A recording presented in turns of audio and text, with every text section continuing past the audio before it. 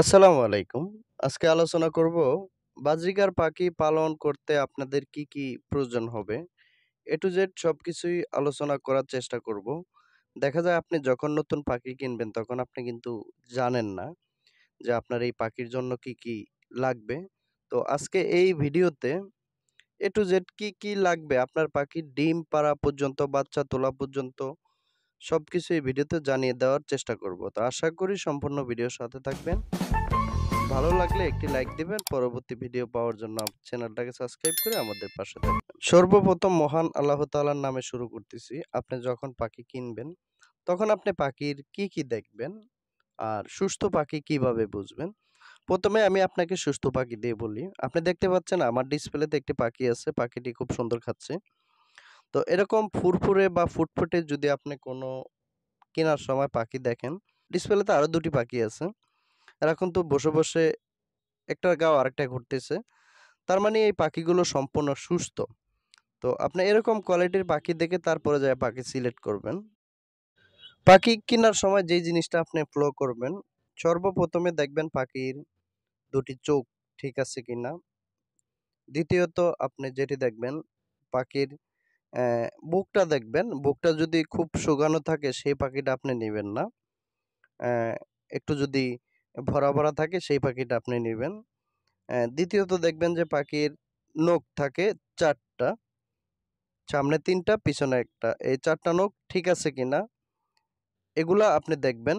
আর পাখির মলদ্বারে কোনো পুঁজ লেগে আছে কিনা, পাখির মেল ফিমেলটা ঠিক আছে কিনা যদি আপনি চিনেন।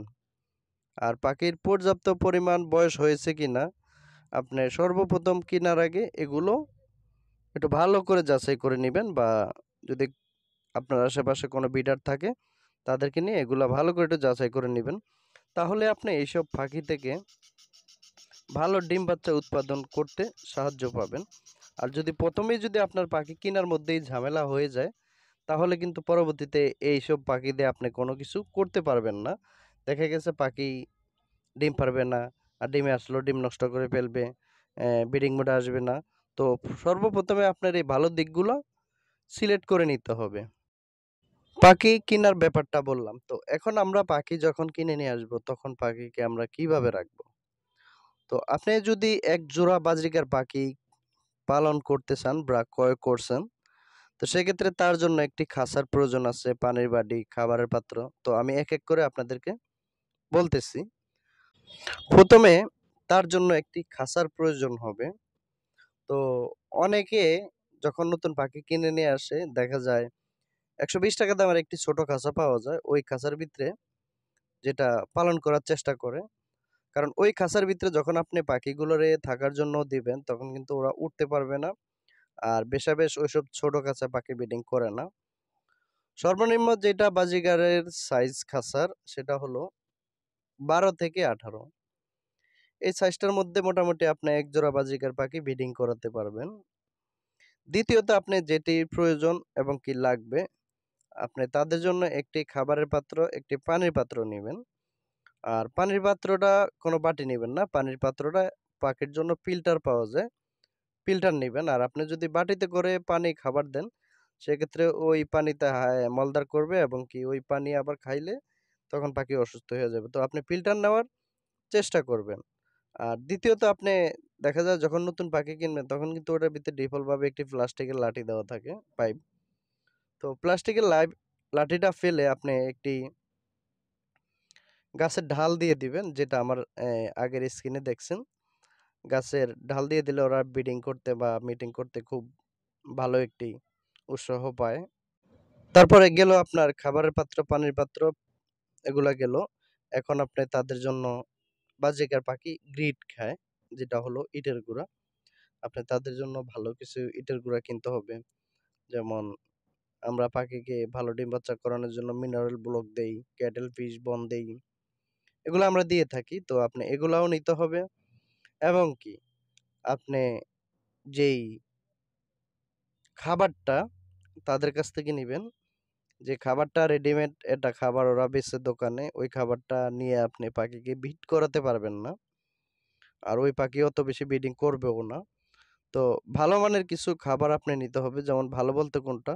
আপনি ওদের কাছ থেকে আলাদা, আলাদা খাবার কিনে নিবেন। যেমন চীনা, মিলেট, ক্যানারি, সূর্যমুখী, গুজি তিল এরকম ৪-৫ পদ দিয়ে আপনি নিজে সিড মিক্স বানাইলেন এবং কি সিড মিক্সটা পরিষ্কারও করে নিলেন এবং কি তাদের শরীরের জন্য ৪-৫ পদ দিয়ে ভালো থাকে। আর যেটা আপনি বাজার থেকে ৳৬০-৬৫ দিয়ে কিনবেন, ওটার মধ্যে খালি কয়টা কাউন থাকবে আর কয়টা চিনা থাকবে আর কিছুই থাকবে না। আর যদি থাকে ২-১ টা ধান উপরে দিয়ে থাকবো। তো ওই সিড মিক্স খাওয়ায় আপনার কোনো লাভ হইব না। কারণ এতে আরো ক্ষতিও হবে। এখন আসি আপনার পাখিকে ভালো ব্রিড করানোর জন্য আমরা শাকসবজি এগফুড কি, কি দিতে পারি? উম আমরা কলমি শাকটা কিন্তু মোটামুটি এখন ১২ মাসই পাওয়া যায় কম বেশি। তো আপনি এই কলমি শাকটা তাদেরকে কুচি করে খাওয়াইতে পারেন। এগুলো একটা প্রসেস যেটা হলো প্রতিদিন না, আপনি ৩ দিন খাওয়াইতে পারেন সপ্তাহে। আর খাওয়াইতে পারেন তাদের ভালো ব্রিডিং এর জন্য যেমন গাজর, মিষ্টি কুমড়া, পাতাকপি, বরবরি, ফুলকপি অ্যা এরকম ধরনের আরো অনেক কিছু পাওয়া যায় মানে কপি টাইপের। তো এগুলো আপনি আপনার পাখিকে দিতে পারেন। কারণ সিজনালি অনেক ফল বা সবজি থাকে। দেখা গেছে অনেক সময় টমেটো পাওয়া যায় না। সেক্ষেত্রে আপনি গাজর ব্যবহার করতে পারেন। আবার দেখা গেছে অনেক সময় গাজর পাওয়া যায় না। সেক্ষেত্রে আপনি বরবটি ব্যবহার করতে পারেন। তো এভাবে আপনি আপনার পাখিকে সিজনালি ফলগুলা দিয়ে যদি ভালো করে সপ্তাহে ৩ দিন করে খাওয়ান তো আশা করি আপনার পাখি ডিম পারবে এবং কি যে আমার এই পাখির মতো বাচ্চা ফুটবে। কোনো সমস্যা হবে না। আপনি যদি এগুলা মেইনটেইন করেন। আপনি আপনার পাখি থেকে ভালো ব্রিডিং পাওয়ার জন্য যেটা আমি ব্যবহার করে থাকি, আপনি আপনার পাখিকে সপ্তাহে ২ দিন ডিম ব্যবহার করতে পারেন। যেটা হলো আমি এ যেটা খাওয়াই। আমি মোটামুটি এখন ওই মুরগির ডিমে খাওয়াই। কারণ কোয়েল পাখির ডিম খাওয়াইলে সবচেয়ে বেশি ভালো হয়ে থাকে। কারণ মুরগির ডিমটা সবসময় হাতের কাছে পাওয়া যায়। এটা কুচি করতে খুব সুন্দর সময় লাগে না। তো এটাও আমি খাওয়াই। আপনি চাইলে এটাও খাওয়াইতে পারেন। পাখি পালন থেকে শুরু করে যেমন পাখির অসুস্থ হওয়া, পাখি মরে যাওয়া এরকম রিলেটেড কিছু মেডিসিন আপনি যেমন আপনার হাতের কাছে রাখতে হবে। যেমন ঠান্ডার মেডিসিন হাতের কাছে রাখতে হবে। পাতলা পায়খানা করবে পাখি, এর কিছু মেডিসিন হাতের কাছে রাখতে হবে।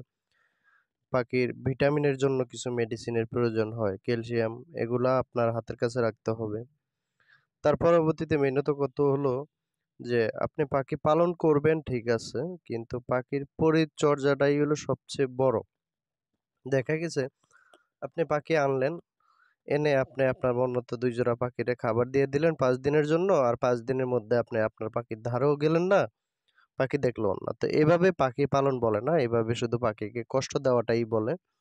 তো আপনি পাখি পালন করলে পাখিকে যেমন প্রতিনিয়ত দেখতে হবে, প্রতিনিয়ত পানি পরিষ্কার করতে হবে, প্রতিনিয়ত আদারটা ঝেড়ে দিতে হবে, টেরে পরিষ্কার করতে হবে।